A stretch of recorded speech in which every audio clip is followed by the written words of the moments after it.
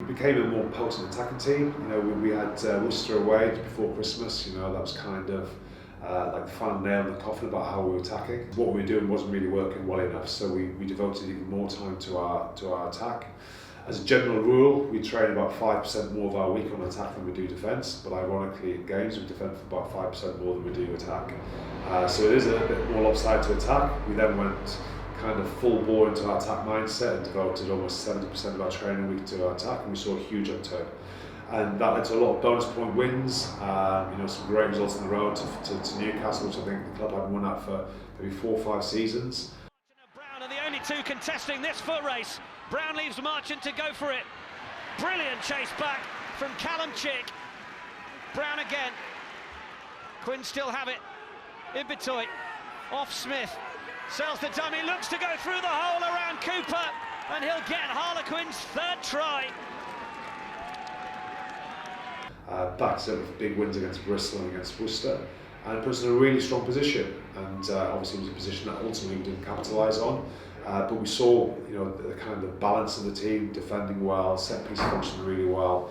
Gloucester was poor, really poor. And for me, is a result, or more so a performance like that, doesn't happen unless things are fundamentally wrong.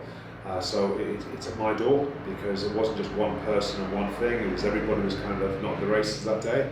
So it means to me that we got something wrong in terms of our preparation. We didn't emotionally get the boys at the level that they needed to be at. We didn't tactically get things right. Maybe we overtrained or undertrained. And from that, it's my fault. So, unfortunately, as tough as it is to say, I let the team down that day. After that, our performances weren't always that bad, just the results didn't go our way. We're 11 points up against Saracens, the European champions, away from home. And then we get beaten up in the second half and come away with a losing bonus point.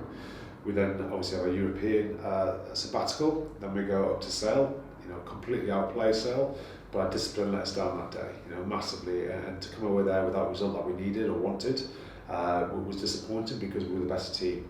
After that, we obviously had a performance against Northampton, 90 seconds away from probably sealing a top 4 place there and then, but we didn't. We let it go and unfortunately conceded a try, and then extra, a good performance, but again didn't quite get the win that we needed. So performances weren't always bad, just the results weren't falling our way at that point.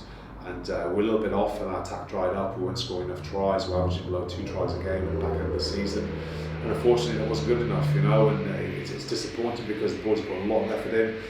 From day one pre-season to a man, the entire squad, the academy guys, the entire staff have worked unbelievably hard to give ourselves a chance to compete.